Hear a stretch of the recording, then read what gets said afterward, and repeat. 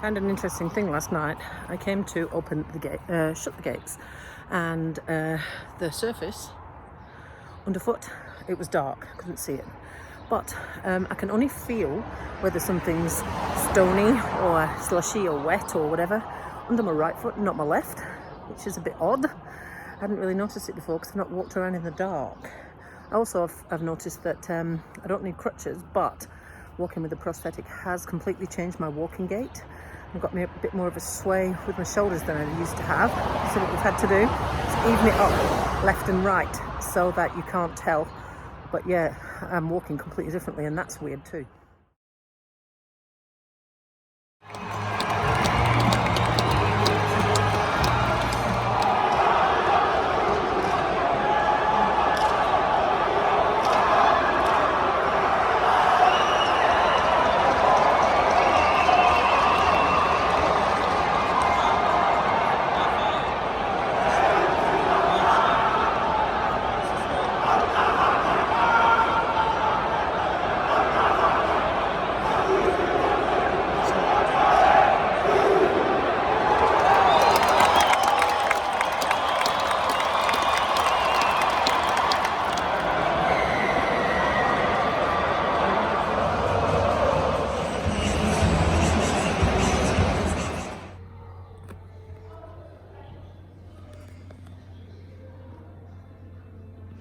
Annoys me. What's the bet in it? Hey, a lot has happened today. The last couple of days, actually. Sorry about missing yesterday. So I went to a rugby game yesterday, the first of the rugby season, and it was the first time in a very long time that I had been without crutches.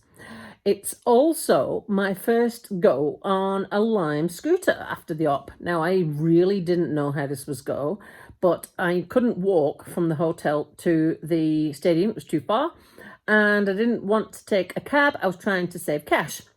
So I tried a Lime. Now, I pondered for a while over which way round I might do the legs. I really wasn't looking forward to either one of them, to be honest, but I opted to leave the left leg prosthetic foot on the scooter and push off with the other one. I didn't try it the other way around. I daren't, but I perhaps should. Now, what I found was I was able to stop and start okay, but oh my golly gosh, all of those ups and downs with the left leg still on was like felt like a million tiny squats to me. All the muscles around my knee and my hamstring were screaming at me. Now, my knee operates like your ankle, so my knee does all of my stabilizing work. And bear in mind, it's not done any damn thing for quite a long time, that left leg. So by the time I got to the stadium, I was wasted. I had to stop the scooter a wee while before the gates because of the crowds. So then I walked around half of the stadium grounds to get into the gate. Whew, man, I probably walked a bit too far. And I think my leg needs realigning because I think the ankle needs to be adjusted so the knee is pointing outwards a bit more. But I'll talk to Ryoji over the next week or so about that and maybe go back up week after next.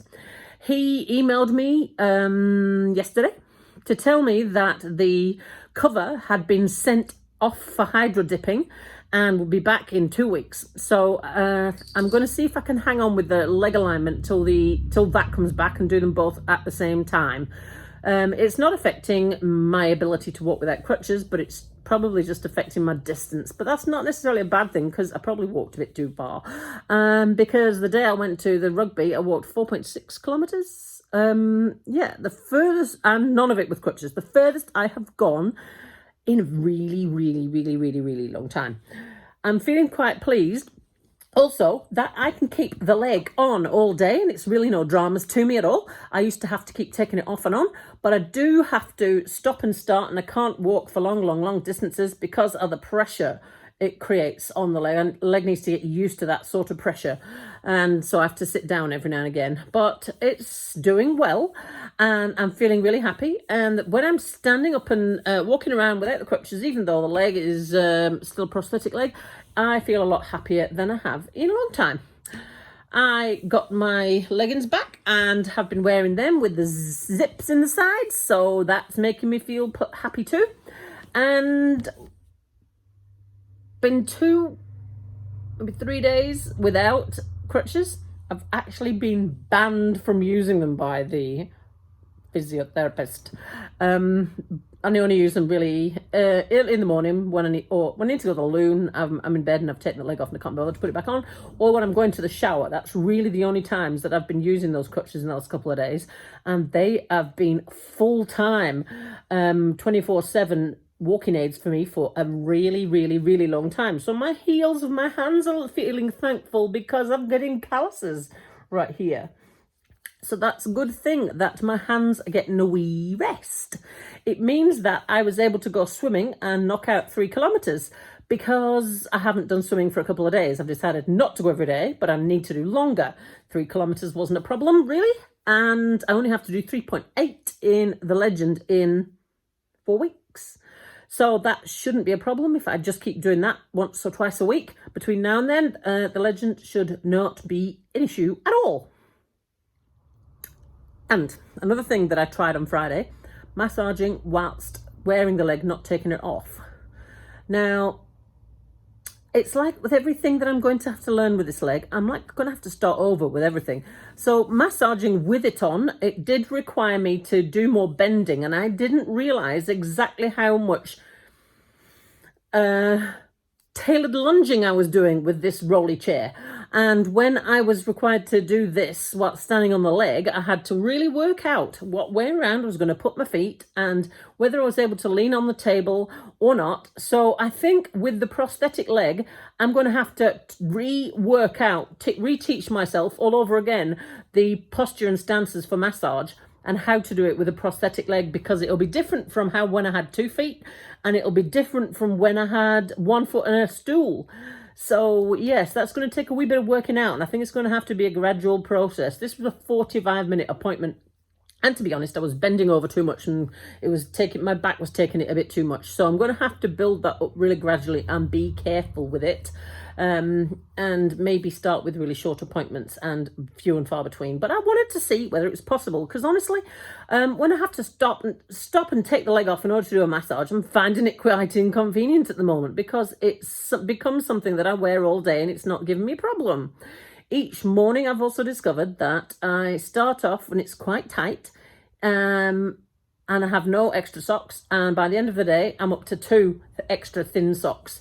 But it's not accumulating and accumulating and accumulating. I go back the next morning, back to none, and we work our way up to 2 by the end of the day. And that is just pressure, really. The pressure of wearing it all the time, I think. So I'm not that worried about that. The mountain bike is on the indoor trainer, and I've put clip pedals on it, but I can't get the pedal to go around. We're going to need to shorten the crank. By how much, I don't know. So I'm going to give the bike shop a couple of days and then contact them again and see where we go from here. Because we're talking about an adjustable crank for the left-hand side of the mountain bike to start with, and then work it up from there. I'm keen to get something going on Zwift, because it's been such a long time since I've used Zwift, but the mountain bike's rear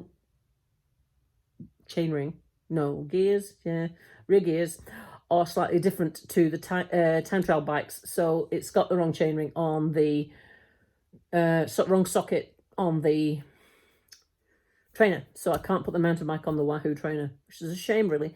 But I have we did manage to put it on the old one. So yes, I'm just getting stuck at about 65 to 70 degrees. I can't get the foot any higher than that because of the shape of the socket in the back, which is a bit of a bugger, really. But yes, we'll just have to keep working on that. So I can't really complain, because in the last couple of days I have ridden an electric scooter, and I didn't expect to be able to. I've walked further than I thought I would be able to. I have gone a couple of days now without using crutches at all, and I can now wear the leg all day long, and it's not a problem. So I need to be grateful for those small mercies, and then start working slowly on the next one, which is the bike, which is frustrating me a little bit, but I'm determined to find a solution. So there we go. Anyway, have a lovely evening, and I'll talk to you soon.